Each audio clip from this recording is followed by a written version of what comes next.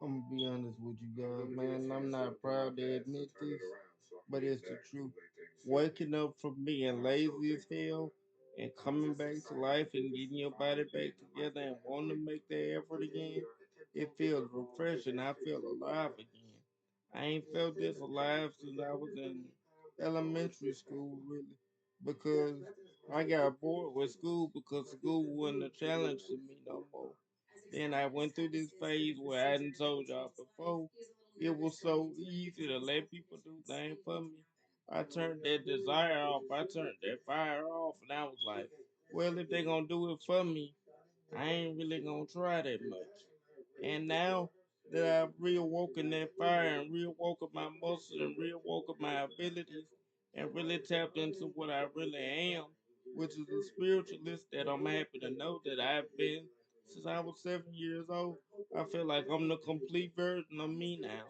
And it just feels nice to be alive again, to be awake again, to know that my muscles and my body can work the way I want them to work, and I ain't got to stay in that stiff, begging for help, body broke down. I ain't able to move. I can't do this. I can't do that mindset. To know it was all a part of my mindset, and I'm back to that competitive, active version of myself that I've always missed being. And I'll never be separated from that again. I'm always gonna work out, I'm always gonna push myself. I'm never gonna let myself settle and fall in that weak version of myself again.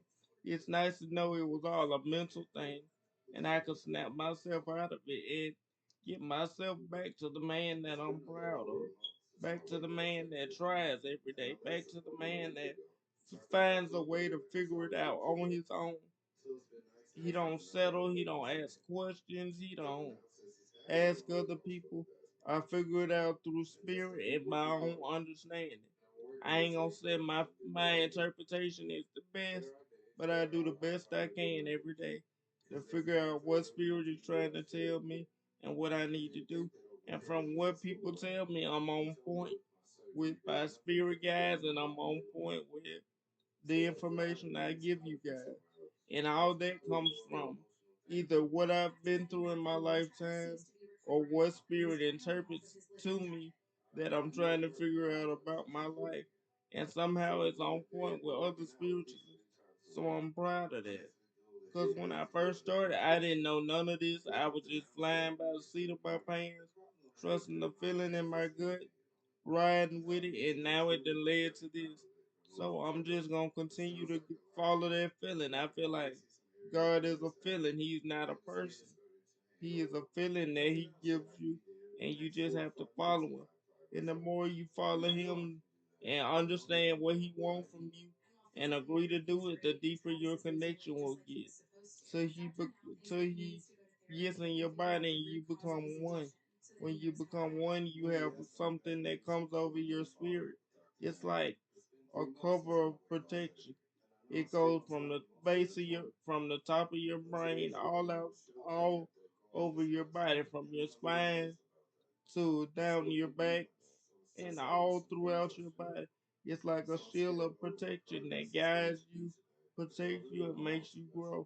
If you have a disability, it will help you heal and be able to move your body in ways you hadn't been able to move in years. It will help clear your mind and help focus you and get rid of those negative distractions.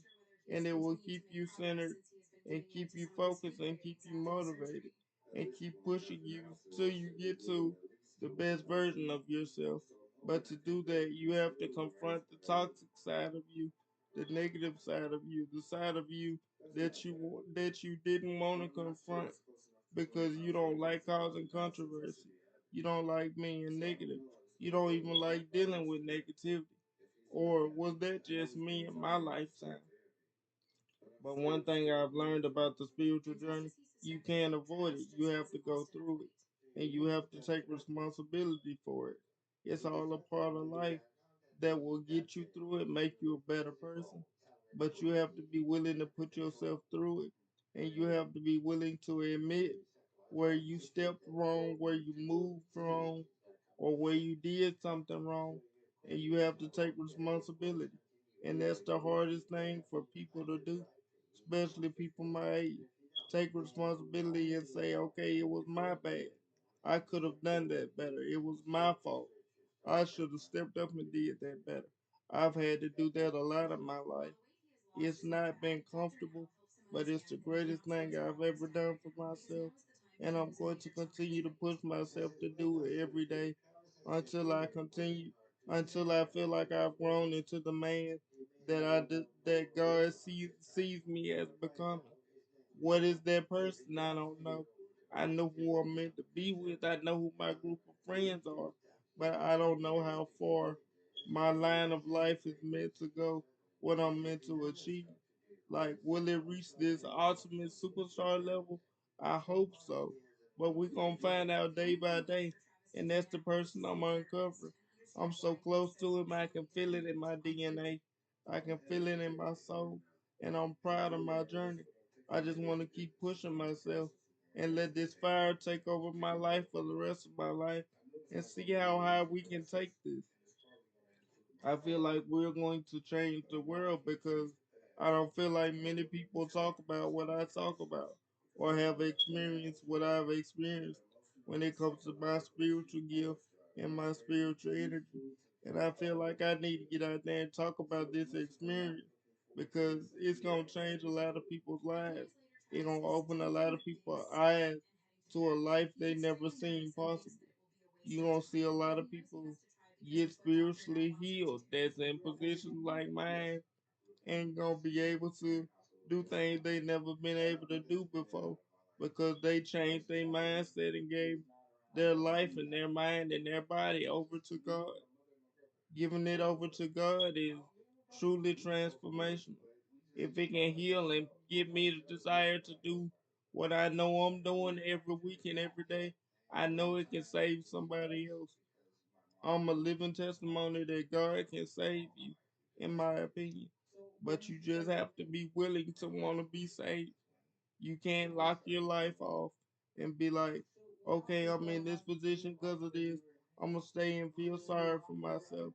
No, you have to give up. You have to get up and give up your old ways and be willing to commit to your new life and your new life progress and process that you got to go through to make your life what you needed to be.